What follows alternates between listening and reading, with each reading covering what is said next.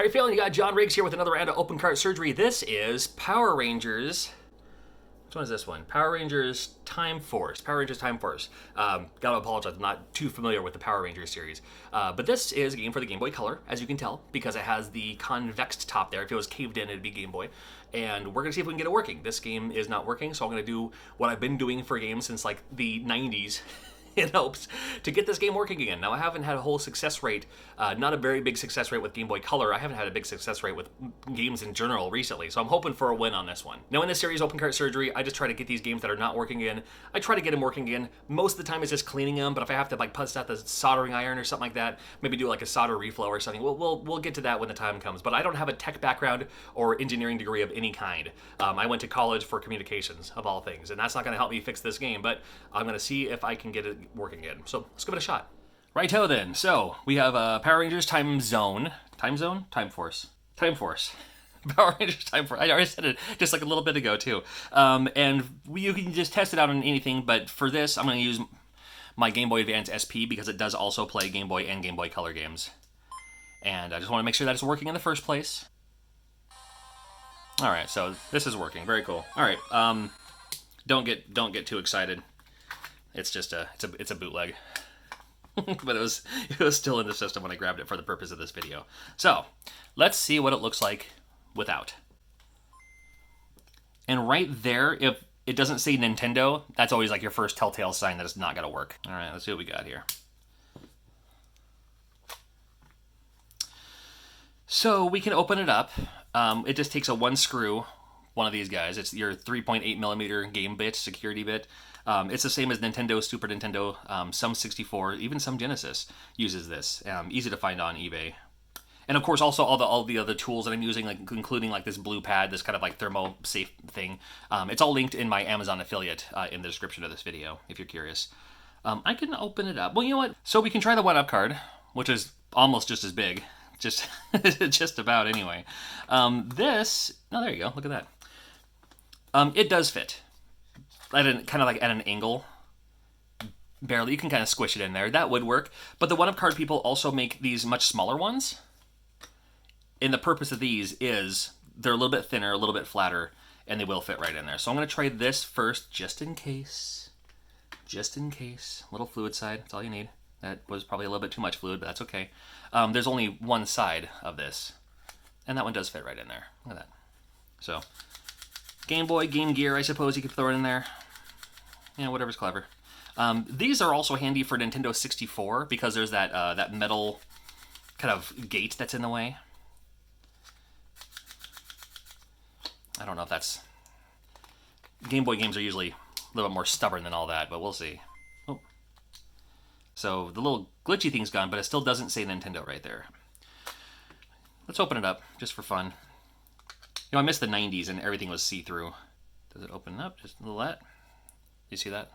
It has a little shift there when you pull out the pin. So, do that first. Fix it up like that. Here it is. I never know what I'm looking for. What am I looking I'm looking at it as if I know it exactly what I'm looking for. But looks okay. We could try the Bright Boy? Let's try the Bright Boy. Why not? Bright Boy, if you're not familiar, it's this brass polisher like this. It's kind of like Brasso, but doesn't leave the white residue. And I think it just works better. I have no problems with Brasso, personally. But, oh, that's going to be way too much. I forgot I'm doing a little Game Boy game here, not like some multi-pin NES game. The other side's not going to matter, so you only want the first side here.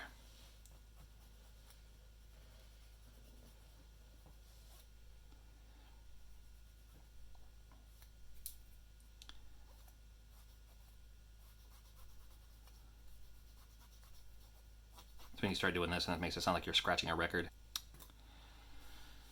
Alright, I'm going to put this back in.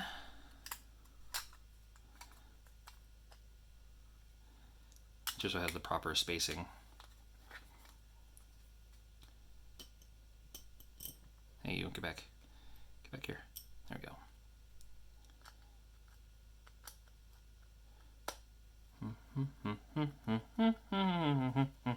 Alright. Wish me luck. Still nothing. What the dupe.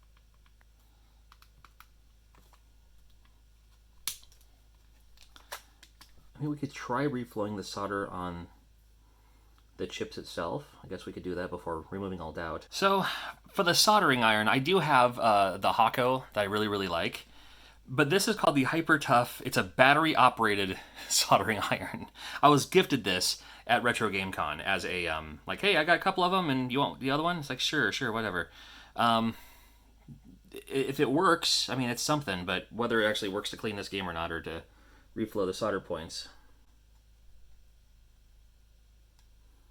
it's hard to tell. But what I'm doing is I'm just kind of touching up, and it is, I mean, this actually does work. I'm just touching up each little solder point individually. It's kind of like, you know, sometimes the solder gets old or whatever, you know, just breathe new life into it. And you want to do each one. You don't want to just go, because then it might kind of blend the solder together.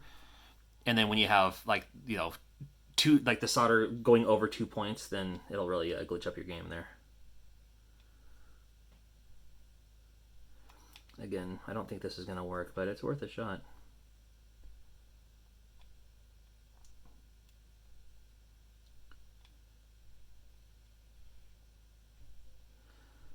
All for a Power Rangers game that I had to look at the label twice to see what the game was. That's how fond I am of that. And the game might be fun. I mean, the Power Ranger games have been pretty fun in the past, the ones I played anyway. Alright.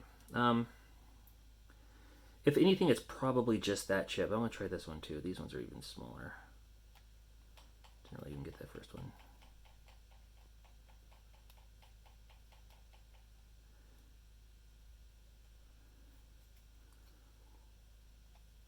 They do make devices to hold your circuit board for you. Keep your hands free, especially when you're dealing with hot soldering irons. I've used them in the past, and they're okay. But I just feel like I get a better, you know, I feel like I'm doing a better job if I'm just holding on to it personally.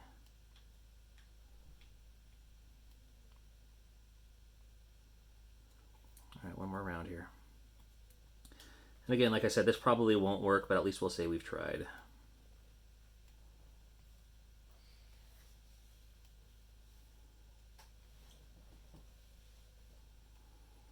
Alright. Turn this off here, just like that.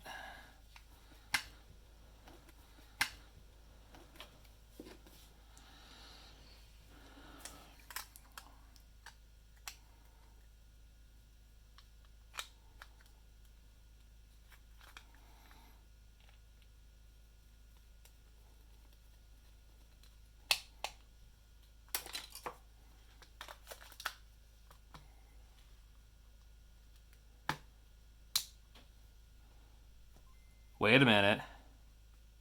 Are you kidding me? Ha! I love it. So I'm telling you, sometimes that reflow... Oh my god, Fox Kids, how old school is this? This is like late 90s style.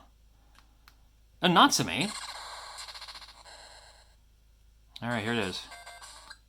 Power Rangers Time Force.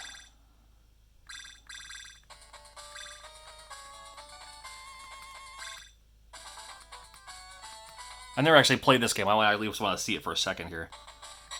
Sure, whatever. Oh, I can get down with a game like this. All right. Well, dude, that's like I'm telling you. You know, cleaning game's fine, but sometimes all you have to do is touch up those solder points. Just reflowing the solder sometimes, you know, is all for the win. And I mean, shout out to this thing, which I had zero trust in, and it actually worked. I'll link this as well if I can find it on Amazon, but it'll also be in that Amazon page that I have linked to my. It's to an affiliate, so I want to say that up front too. But any soldering iron will work. I mean, trust me, I've used a soldering iron from Walmart for like 5 years before I even upgraded anything. So very cool. Got another win, man. Came glad to that for open cart surgery. Happy about that. As always, if you have any games that aren't working and you've tried and you've struggled or you just don't feel like trying and you want to send them my way, I do have my link to my link. I do have my address in the description below, and I thank you for watching. More open cart surgery videos always coming up, so stay tuned.